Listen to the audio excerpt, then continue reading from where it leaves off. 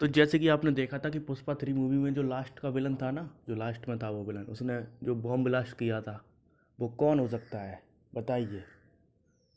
मैं बताता हूँ। मुझको भी नहीं पता, लेकिन हाँ अंदाज़ा लगाता हूँ। बहुत से लोग कह रहे हैं कि वो जो विलन है ना, वो शेखावत सर है, टकला। उसका हाथ जला हुआ है इसलिए वो शेखावत सर है, लेकिन मुझे नहीं लगता, क्योंकि उसके आपने गौर से देखे होंगे, उसके सिर पे बाल थे। हाथ जला था लेकिन सिर पे बाल थे, तो वो कोई और है।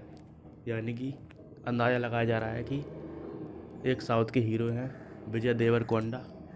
अब नाम प्रोनाउंस सही किया है कि नहीं वो तो आप जानो। और पुष्पा 3 में क्या होगा ये मैं बताता हूँ आपको। पुष्पा 3 में ये होगा, पुष्पा 3 का नाम ही है द पुष्पा रैम्पेज, यानी कि बदला लेना, मतलब भयानक रूप से।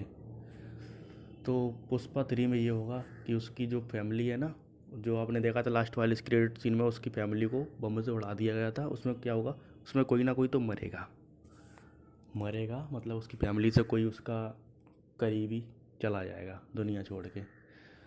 तो और उस जो सीएम है ना, जो सीएम पुष्पा के नीचे अंडर काम करता है, समझ रहे हो ना?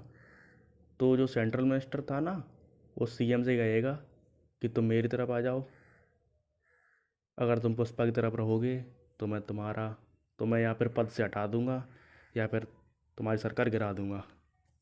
तो इस पे क्या होगा, पुष्पा की पावर भी गई, उसकी फैमिली भी गई, समझ रहे हो ना?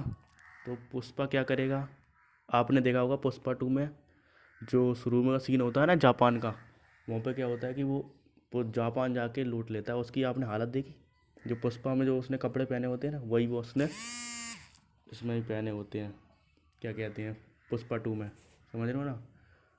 तो वो क्योंकि वो उसकी हालत ख़राब हो गई, उस पर ना पैसा रहा, ना फैमिली वाले रहे, और ना पावर रही। तो अब क्या करेगा? हेलीकॉप्टर से तो जाएगा नहीं भाई, समझ रहे हो ना? हेलीकॉप्टर से तो जाएगा नहीं वो। किससे जाएगा? उसे जाना पड़ा कंटेनर में। और ना उसके पास पावर है, जो किसी कोई आदमी उससे डराएगा, उससे माल ले लिया होगा जापान वालों ने और पैसे नहीं भेजे होंगे। तो इस चक्कर में वो गया जापान कंटेनर में। वो सिर्फ सीन दिखाया गया था ना शुरू का, वो इसीलिए दिखाया गया